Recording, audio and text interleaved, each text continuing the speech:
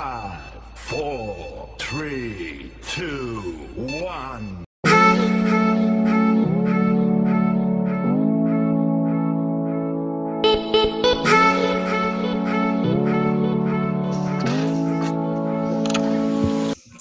Baik anak-anak sekalian, Assalamualaikum warahmatullahi wabarakatuh.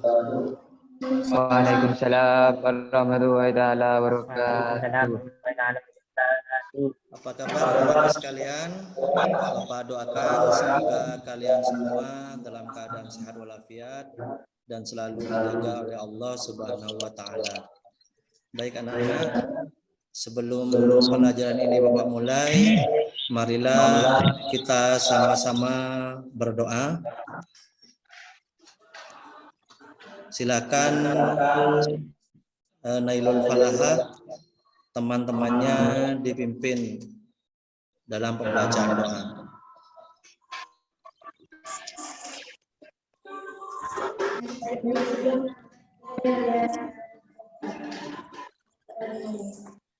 Bismillahirrahmanirrahim. Rabbi billahi rabba wa bil islam bidina wa bi muhammadin nabiyya wa rasulah. Rabbi zidni ilma warzuqni Rabbi sahli sadri wa yassir li amri wa yafqahu qawli.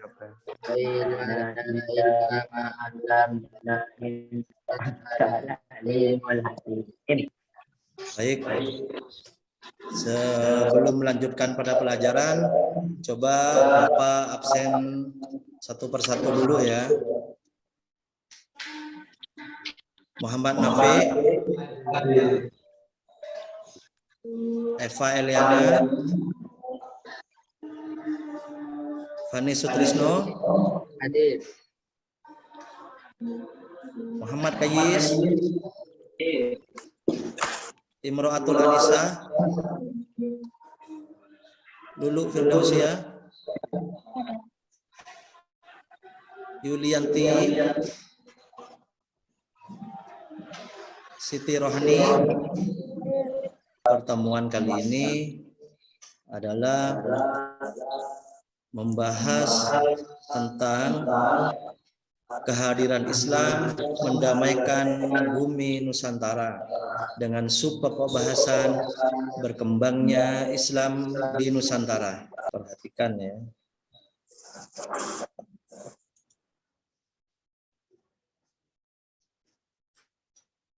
Baik, sudah nampil ya pembelajarannya. Kompetensi dasar dari pembelajaran ini adalah memahami sejarah perkembangan Islam di Nusantara.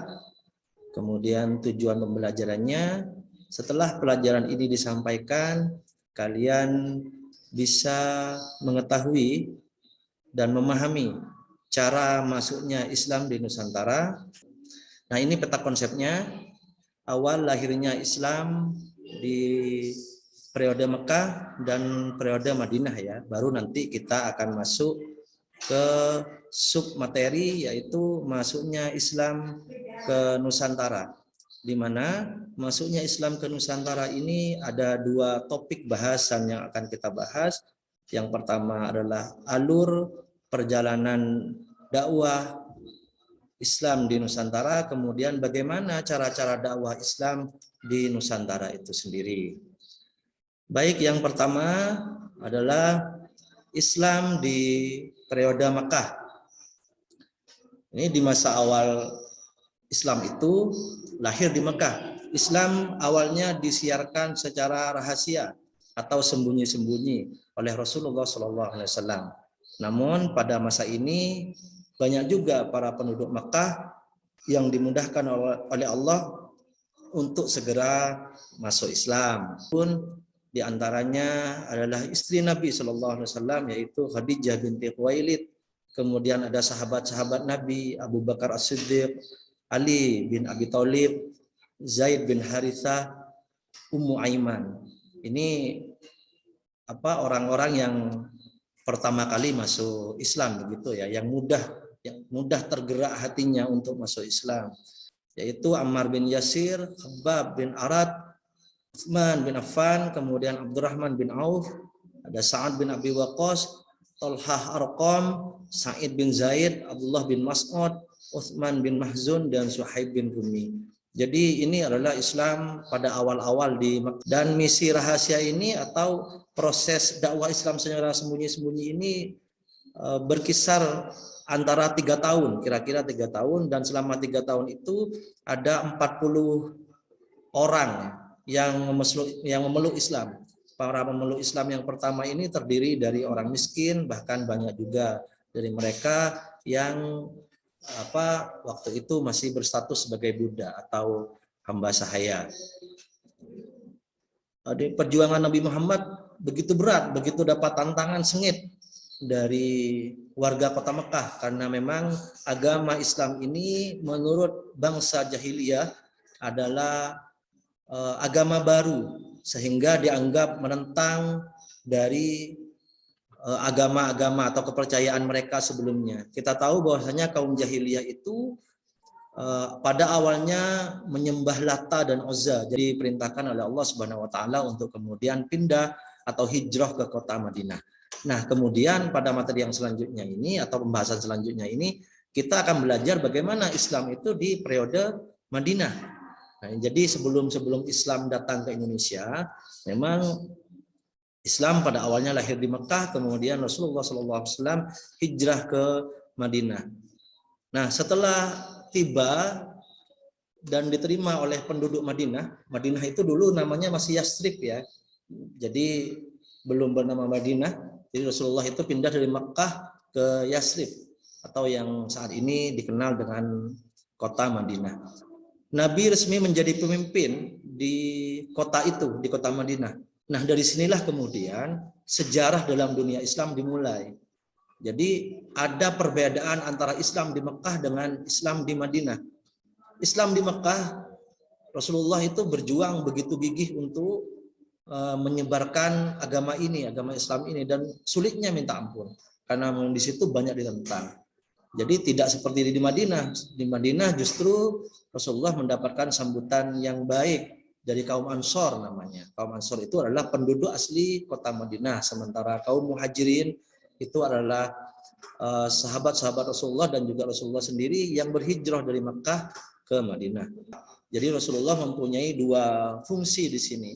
Fungsi pertama, Rasulullah sebagai penyebar agama, karena Rasulullah kedudukannya adalah sebagai Rasul atau utusan Allah. Kemudian di kota Madinah ini juga Rasulullah kemudian membentuk sebuah negara, dan negara itu pada akhirnya Rasulullah sendiri yang diangkat menjadi khalifah atau menjadi pemimpin di negara itu.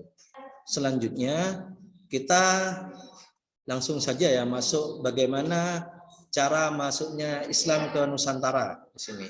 Nusantara ini adalah istilah dulu. Kalau sekarang lebih kita kenal dengan nama Indonesia begitu. Islam lahir di Mekah pada tahun 611 Masehi, ditandai dengan turunnya ayat Al-Quran yang pertama. Mula-mula ajaran Islam ini berkembang di Mekah dan Madinah seperti yang sudah Bapak jelaskan tadi ya.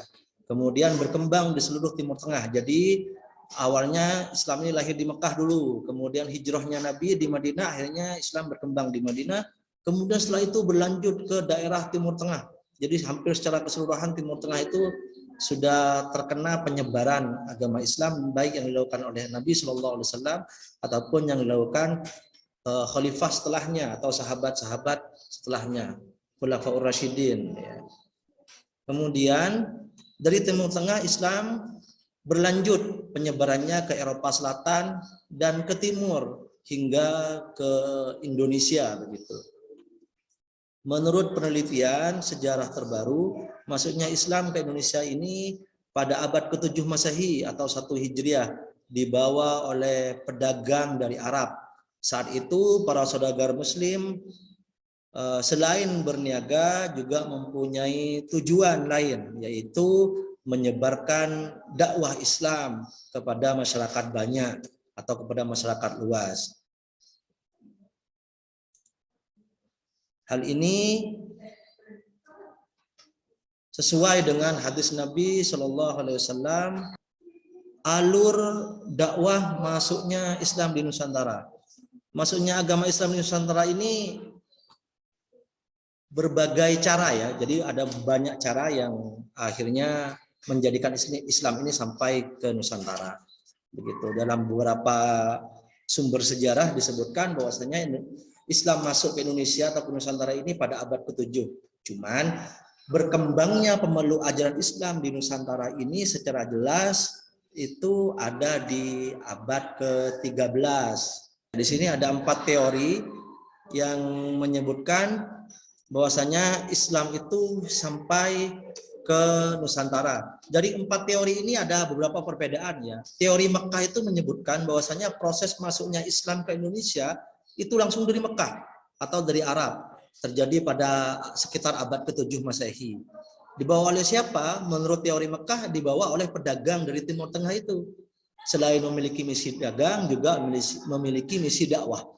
Ini menurut teori Mekah. Jadi menurut teori Mekah, Islam itu sampai ke Indonesia pada sekitar abad ke-7 dibawa oleh para pedagang dari Timur Tengah dan kemudian dengan cara berdagang seperti itu. Kemudian yang kedua adalah teori Gujarat. Ya, teori Gujarat itu berpendapat bahwasanya proses kedatangan Islam ke Indonesia berasal dari Gujarat. Di mana Gujarat itu? Gujarat itu sebuah wilayah yang terletak di India bagian barat, gitu. Jadi ada perbedaan. Kalau teori Mekah tadi mengatakan bahwasanya Islam itu ya berada atau berasal dari Arab, dibawa oleh orang bangsa Arab langsung dari Arab ke Nusantara, ke Indonesia. Kemudian kalau teori Gujarat itu lain lagi. Teori Gujarat itu lebih berpendapat bahwasanya Islam itu dibawa oleh orang-orang Arab yang bermadhab Syafi'i ya, atau bermadhab kepada Imam Syafi'i yang telah bermukim di Gujarat. Jadi perbedaannya tidak langsung dari Makkah dan Madinah, tapi bangsa Timur Tengah seperti Arab itu kemudian bermukim di Gujarat atau tinggal di Gujarat. Nah, dari Gujarat ini nantinya melanjutkan ke Indonesia. Nah, teori Persia itu mengatakan bahwa proses kedatangan Islam ke Indonesia berasal dari daerah Persia. Persia ini sekarang lebih dikenal dengan nama Iran. Jadi sudah ada 3. Kemudian yang keempat adalah teori Cina. Nah, teori Cina ini berpendapat bahwasanya proses kedatangan Islam ke Indonesia khususnya di Jawa berasal dari para pedagang Cina. Mungkin dari kalian ada yang ingin disampaikan atau ingin ditanyakan, dipersilahkan. Ya, Ustaz. Ya, baik, Nailul Falaha, silakan. Apa bukti masuknya Islam ke Nusantara pada abad ke-13? Bagus, pertanyaan yang sangat bagus sekali. Di materi itu sebenarnya tadi sudah dijelaskan ya. Sedikit ada pembahasan itu. Salah satu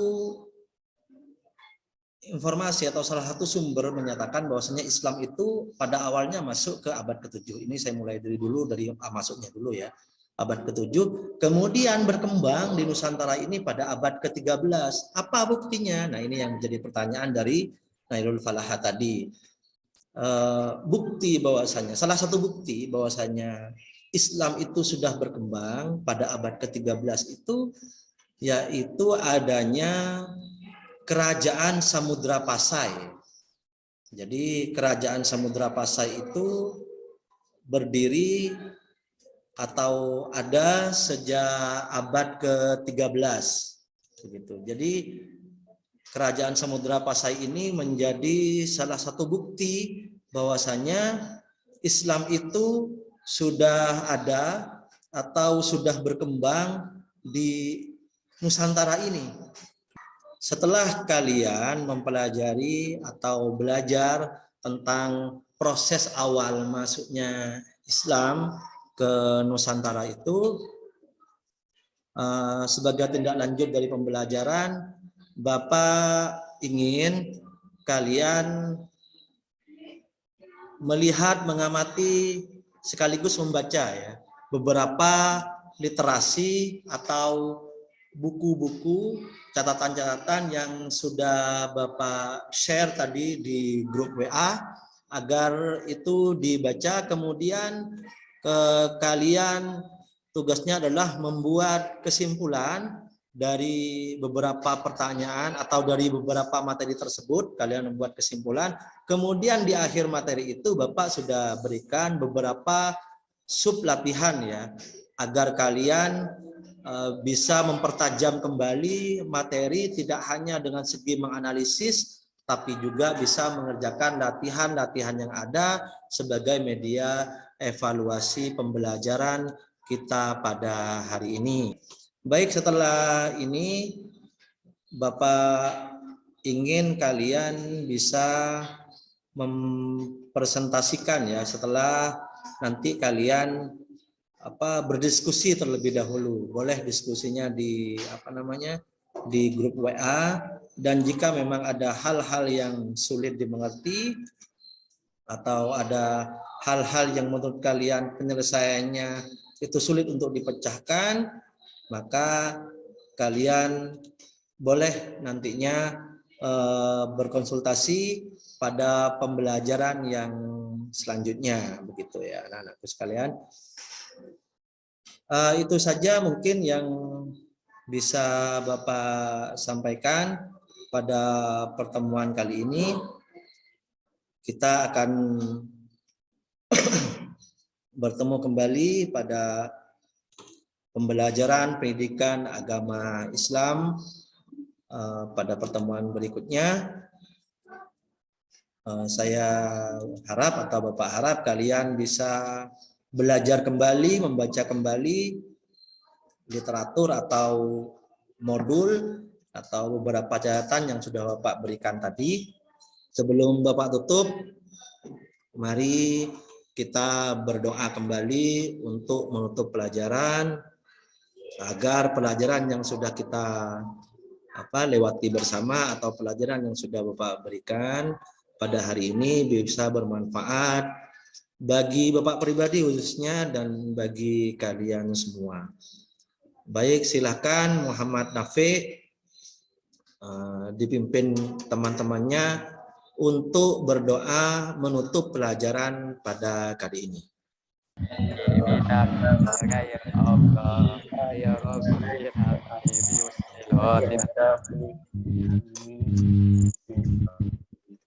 Baik, anak-anakku sekalian, itu saja yang bisa Bapak sampaikan pada pertemuan kali ini. Terima kasih atas perhatiannya. Kita bertemu pada pembelajaran pendidikan agama Islam selanjutnya. Terima kasih sekali lagi. Bapak tutup dengan ucapan Wassalamualaikum warahmatullahi wabarakatuh. Waalaikumsalam warahmatullahi wabarakatuh. Waalaikumsalam warahmatullahi wabarakatuh.